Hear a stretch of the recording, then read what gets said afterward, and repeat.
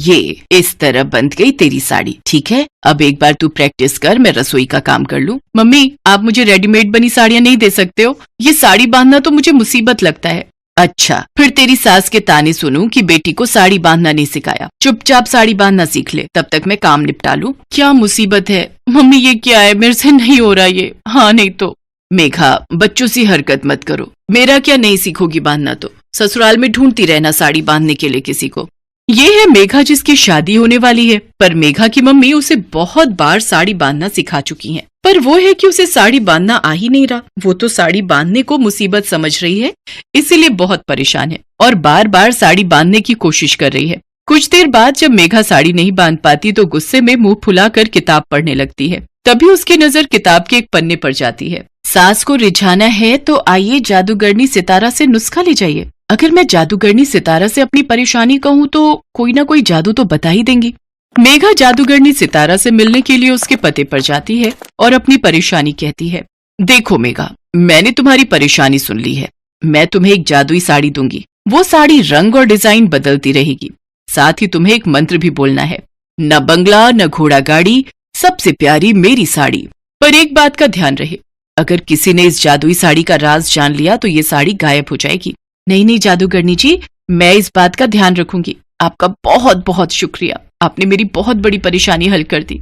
मेघा खुशी खुशी वहां से चली जाती है। कुछ दिनों बाद मेघा की शादी होती है। मेघा अपनी अटैची में उस साड़ी को छुपा कर रख लेती है ताकि किसी को दिखाई ना दे। मेघा शादी के बाद अपने ससुराल पहुंचती है। मेघा की ननद प्रिया, जिसकी शादी उसी शहर में हुई थी, शादी के अगले दिन अटैची खोलने की रस्म के बहाने वो अपनी नई भाभी से साड़ी मांगती है। मेघा घबरा जाती है कि कहीं प्रिया की नजर जादुई साड़ी पर ना पड़ जाए। लाओ भाभी, दिखाओ अपनी अटैची, मैं इसमें से सबसे सुंदर साड़ी अपने लिए निकाल लूंगी। रुको दीदी, मम्मी ने मुझे इस रस्म के बारे में बताया था, इसलिए उन्होंने मुझे बहुत सुंदर साड़ी आपके लिए पहले से ही अलग करके दे दी थी। ये देखो कितनी सुंदर साड़ी है, आप पर बहुत अच्छी लगेगी। बड़ी चालाक है भाभी, तो अपनी अटैची हाथ नहीं लगाने दी। पर ये मुझे नहीं जानती, मैं भी कम नहीं हूँ। प्रिया मुंह बनाती हुई वहां से चली जाती है। मेघा की जान में जान आती है। तभी मेघा की सास आ जाती है। मेघा बहू, जल्दी से तैयार हो जाओ, मुंह दिखाई की रस्म के लिए सारे मेहमान आ चुके हैं और बहुत ही सुंदर और सलीके से बंधी हुई साड़ी पहन कर आना। हमारे यहाँ साड़ी पहनना एक अलग ही कला माना गया है। कहो तो मैं प्रिया को तुम्हारे पास भेज देती हूँ, वो तुम्हारी मदद कर देगी। नहीं माँ जी, मेहमान आए हुए हैं, प्रिया दीदी बिजी हैं, आप चिंता मत कीजिए, मुझे साड़ी बांधने आती है, मैं थोड़ी देर में तैयार होकर आती हूँ। सास के जाने के बाद मेघा जादुई साड़ी को अटैची में से निकालती है। न बंगला न घोड़ा गाड़ी, सबसे प्यारी मेरी साड़ी। मेघा देखती है जैसे ही उसने मंत्र बोला वो एक सुंदर साड़ी में तैयार हो गई। मुंह दिखाई में आई सब औरतें मेघा की साड़ी देखती रह गई। सचमुच मेरी बहू कितनी प्यारी लग रही थी। सब मेहमान साड़ी की इतनी तारीफ करके गए कि पूछो मत। तभी मैं सोचूं कि मेघा भाभी ने मुझे अपनी अटैची को हाथ क्यों नहीं लगाने दिया। मुझे तो लगता है इनकी अटैची में और भी बहुत सुंदर सुंदर साड़ियां हैं और मुझे इन्होंने एक बेकार सी साड़ी पकड़ा दी। अब तो मेघा को कहीं घूमने जाना होता था या कोई फंक्शन या त्योहार, तो मेघा उसी जादुई साड़ी को मंत्र बोलकर पहन लेती थी। जादुई साड़ी अलग अलग रंगों और डिजाइन की बहुत ही सुंदर तैयार हो जाती थी। मेघा की साड़ी के घर में बहुत तारीफ होने लगी। पर एक दिन प्रिया मिलने आई हुई थी। तब मेघा कहीं घूमने जा रही थी। प्रिया बिना बोले ही उसके कमरे में घुसने लगी और उसने आवाज सुन ली। अगर ये जादुई साड़ी आज मेरे साथ ना होती तो मैं सचमुच अपनी सासू माँ का प्यार नहीं पा सकती थी। आज इस जादुई साड़ी के कारण मैंने कितनी तारीफें बटोरी हैं। अब जल्दी से तैयार हो जाती हूँ। अच्छा, तो ये राज है। भाभी के पास एक जादुई साड़ी है जो रोजाना अपना रंग और डिजाइन बदल देती है और अपने आप बन जाती है। मैं अभी जाकर माँ को ये बात बताती हूँ। मेघा तैयार होने लगती है। तभी प्रिया अपनी माँ को सारी बात बताती है। सास गुस्से में मेघा के पास जाती है और उससे सारी सच्चाई बोलने के लिए कहती है। नहीं माँ जी, मेरे पास कोई ऐसी जादुई साड़ी नहीं है, मैं तो खुद ही साड़ी बांधती हूँ। माँ, मैंने अभी थोड़ी देर पहले देखा है, पीले रंग की बहुत सुंदर फूल बने हुए थे। बनारसी साड़ी थी, बनारसी। प्रिया जादुई साड़ी का सच जान चुकी थी, इसलिए साड़ी गायब हो गई। प्रिया, यहाँ तो कोई बनारसी पीले फूलों वाली साड़ी नहीं दिखाई दे रही। तुम्हें कोई गलत फहमी हुई है। माफ करना बहू, पता नहीं ये तो दिन में सपने देखती रहती है। तुम जल्दी से तैयार होकर आ जाओ, फंक्शन में जाने के लिए देर हो रही है। पहले देखा करो फिर बोला करो। बहू के पास कोई ऐसी साड़ी नहीं है। पर कुछ देर पहले तो मैंने अभी वो साड़ी देखी थी, फिर साड़ी गायब कहाँ हो गई? जादूगरनी सितारा ने कहा था कि अगर साड़ी का सच किसी के सामने आ गया तो साड़ी गायब हो जाएगी। अब मैं क्या करूं? मुझे तो साड़ी बांधनी आती ही नहीं है। मैं कैसे तैयार होंगी? हे भगवान, मेरी मदद करो। शायद उस समय भगवान ने मेघा की सुन ली, तभी उसकी मम्मी उससे मिलने आई हुई थी और वो कमरे में आ जाती है। अच्छा हुआ मम्मी आप आ गए, आपको पता है मुझे फंक्शन में जाना है और वही मेरी प्रॉब्लम, मुझे साड़ी। देख एक बार और सिखा रही हूँ, अब खुद से बांधना सीख जा। आज मैं अचानक आ गई, बार बार नहीं आ पाऊंगी। उस दिन ऐसा क्या हुआ कि मेघा अपनी मम्मी को साड़ी बांधते हुए बहुत ध्यान से देख रही थी। शायद उसे समझ आ गया था कि जादू तो एक ना एक दिन गायब हो सकता है, पर मन से सीखा हुआ ज्ञान कभी गायब नहीं होता। उस दिन के बाद मेघा खुद से साड़ी बांधना सीख गई। अब वो बहुत ही सुंदर साड़ी बांध लेती थी। प्रिया के पास भी कोई ऑप्शन नहीं था कि वो अपनी भाभी को इसके लिए कुछ कह सके। अंजलि बहुत दुखी है क्योंकि वो देख नहीं पाती है, वो अंधी है। अंजलि बचपन से ऐसी नहीं है, बचपन में वो देख सकती थी, लेकिन एक दिन उसके साथ एक हादसा हो गया। एक दिन स्कूल जाते समय रास्ते में एक गाड़ी ने अंजलि को जोर से धक्का मार दिया और अंजलि के सर के पीछे वाले हिस्से में चोट लग गई। उसे अस्पताल ले जाया गया, लेकिन डॉक्टर साहब ने साफ साफ कह दिया, देखिए लड़की तो बच जाएगी, लेकिन वो कभी भी देख नहीं पाएगी क्योंकि उसकी दोनों आंखें खराब हो गई हैं। उसके बाद से अंजलि अंधी हो गई। उसके माता पिता ने बहुत कोशिश की, बहुत सारे डॉक्टर भी दिखाए, लेकिन कोई फायदा नहीं हुआ। अंजलि अभी 25 साल की है, वो खुद का काम भी नहीं कर सकती है। उसकी माँ बिमला हमेशा उसके साथ रहती है। उसके पिता का नाम मनोहर है। मनोहर एक दुकान चलाता है और उसी से उन लोगों का घर चलता है। मनोहर और बिमला को बस एक ही चिंता है, सुनिए जी, हमारी बेटी 25 साल की हो गई है, अब तो उसकी शादी करवानी ही पड़ेगी। हाँ बिमला, वो तो है, लेकिन एक अंधी लड़की से कौन शादी करेगा? उसके लिए हमें दहेज में बहुत सारे पैसे देने होंगे। हमारे पास एक वो दुकान ही तो है, उसे गिरवी रखना होगा। इस तरह बिमला और मनोहर अंजलि की शादी को लेकर आपस में बात कर रहे होते हैं कि अंजलि ये सब सुन लेती है। वो एक छड़ी से रास्ता नापते हुए बिमला और मनोहर के पास जाती है और कहती है, माँ, दुकान गिरवी रखने की कोई जरूरत नहीं है, मेरे लिए आप लोग दुकान क्यों गिरवी रखेंगे? बेटी, हम तेरे माता पिता हैं, हम वही करेंगे जिसमें तेरा भला हो। तेरी शादी तो हम करवा के रहेंगे। अगले ही दिन मनोहर दुकान गिरवी रखकर बहुत सारे पैसे घर ले आता है और शादी के लिए 10 लाख रुपए दहेज देने का ऐलान कर देता है। ये खबर चारों तरफ फैल जाती है और अंजलि के लिए एक रिश्ता आता है। लड़के का नाम सुबोध है और उसकी माँ का नाम जानकी, और सुबोध की बहन का नाम पायल है। तीनों मिलकर अंजलि को देखने आते हैं। अंजलि अंधी होने के बावजूद सज धज कर उन लोगों के लिए मिठाई ले आती है। उसकी शादी पक्की हो जाती है। मनोहर जानकी को दहेज के 10 लाख रुपए दे देता है और कुछ ही दिनों बाद अंजलि और सुबोध की शादी हो जाती है। अंजलि ससुराल चली जाती है। पहले के 2-3 दिन तो अच्छे से ही गुजरते हैं, मगर उसके बाद वाले दिन जानकी अंजलि से कहती है, बहू जाओ जाकर मेरा कमरा साफ कर दो। लेकिन माँ जी, मैं तो अंधी हूँ, मुझे कुछ भी दिखाई नहीं देता। तो क्या तुम्हें सर पर बिठा लें? तभी वहां पर अंजलि की ननद पायल आ जाती है और कहती है, भाभी भूल मत जाना कि ये तुम्हारा ससुराल है, मायका नहीं जो तुम हमेशा बस आराम करती रहोगी।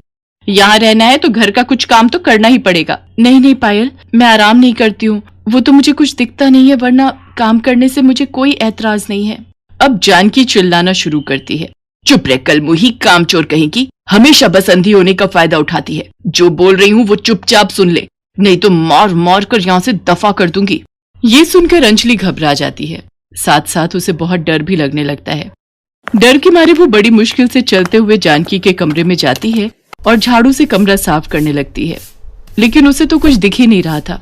ऐसे ही साफ करते करते झाड़ू टेबल पर रखे हुए फूलदानी से जाकर टकरा जाती है और फूलदानी नीचे गिरकर टूट जाता है और उस आवाज से जानकी और पायल वहां दौड़कर चले आते हैं। हाय हाय, सत्यानाश कर दिया, तोड़ दिया, मेरा सब कुछ तोड़ दिया। अंजलि रोते हुए माफी मांगने लगती है, माफ कर दीजिए, मुझसे गलती हो गई है, मुझे पता ही नहीं चला कि वहां कुछ है, मैं तो अंधी हूँ।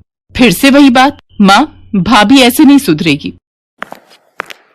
ये बोलकर पायल 2 डंडे लाती है और दोनों मिलकर अंजलि के ऊपर प्रहार करने लगते हैं। अंजलि रो पड़ती है। उसी रात को जब सुबोध घर लौटता है तब अंजलि उसे सब कुछ बताती है। ये सुनकर सुबोध अपनी माँ और बहन को ही सपोर्ट करता है। अंजलि समझ जाती है कि ये लोग ऐसे ही हैं। उसके बाद से हर रोज अंजलि के ऊपर अत्याचार चलता रहता है। कुछ दिन बाद सुबोध जानकी से कहता है, माँ, आपने दहेज के लिए शादी करने को बोला, मैंने कर लिया, मगर मैं नंदिनी से प्यार करता हूँ, मैं उससे शादी करना चाहता हूँ। माँ मुझे पता है बेटा, मगर उसके पहले इस अंजलि का कुछ करना पड़ेगा।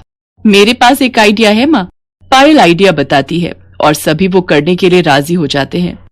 अगले दिन सुबोध अंजलि को एक अच्छे आंखों के डॉक्टर के पास ले जाने के बहाने घर से दूर ले जाता है। वो अंजलि को लेकर एक जंगल में पहुंच जाता है। घना जंगल, चारों तरफ कोई नहीं है। अंजलि को कुछ अजीब सा लगता है। वो कहती है, ये तुम मुझे कहाँ ले आए हो? आसपास और कोई इंसान नहीं है क्या? हाँ है ना, तुम चिंता मत करो अंजलि, आज ही तुम्हारी आंखें बिल्कुल ठीक हो जाएंगी, तुम फिर से देख पाओगी। तुम यहीं पर रुको, मैं अभी आता हूँ, ठीक है?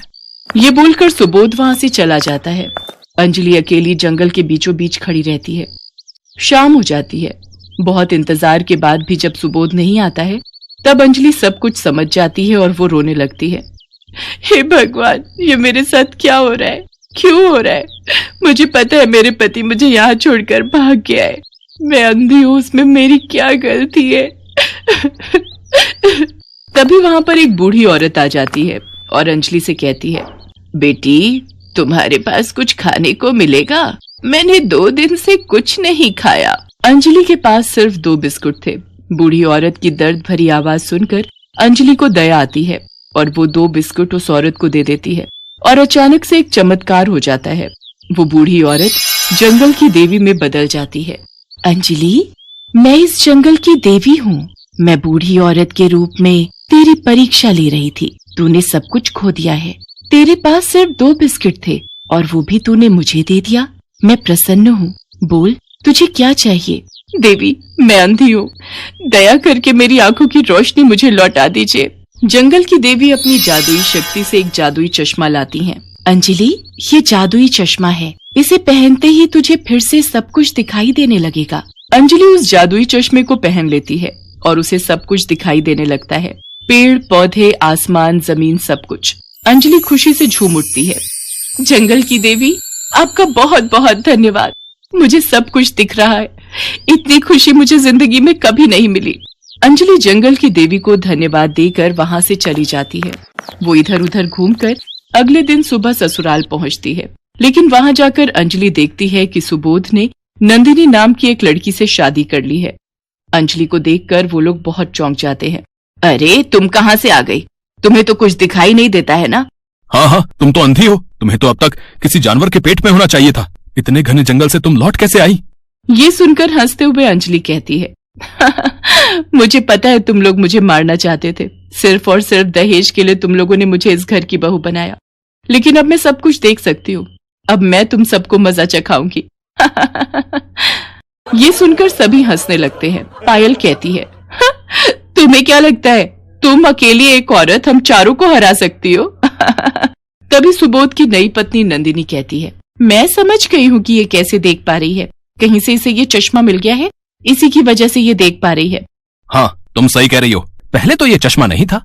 बेटा, इसका चश्मा निकाल। उसके बाद हम चारों मिलकर इसे मार डालेंगे और इसके घर वालों को बोल देंगे कि अंजलि किसी और के साथ भाग गई है। सुबोध अंजलि की तरफ बढ़ने लगता है। अंजलि ने खुशी के मारे ये सोचा ही नहीं था कि ये लोग उसे यहाँ भी मार सकते हैं। अंजलि डर जाती है। चारों के चारों अंजलि को मारने के लिए तैयार हैं। तभी एक चमत्कार हो जाता है। अंजलि के जादुई चश्मे से एक चमत्कारी रोशनी निकलती है और उस रोशनी में चारों जलकर भस्म हो जाते हैं। आह, बचाओ! ऐसे ही दर्द से तड़पते हुए चारों का खेल खत्म हो जाता है। अंजलि को इंसाफ मिलता है। उसने नहीं सोचा था कि उसका ये जादुई चश्मा ऐसा भी कर सकता है। वो मन ही मन जंगल की देवी को धन्यवाद देती है और इसके बाद वो अपने मायके लौट जाती है और अपने माता पिता को सब कुछ बताती है। वो लोग अंजलि को सपोर्ट करते हैं और ऐसे ही अंजलि अपने जादुई चश्मे के साथ खुशी खुशी रहने लगती है। हेलो दोस्तों, कैसे हैं आप सब? हमारी कहानियाँ देखने के लिए हमारे चैनल को सब्सक्राइब कीजिए और हाँ, बेल आइकॉन पर क्लिक करना मत भूलिएगा।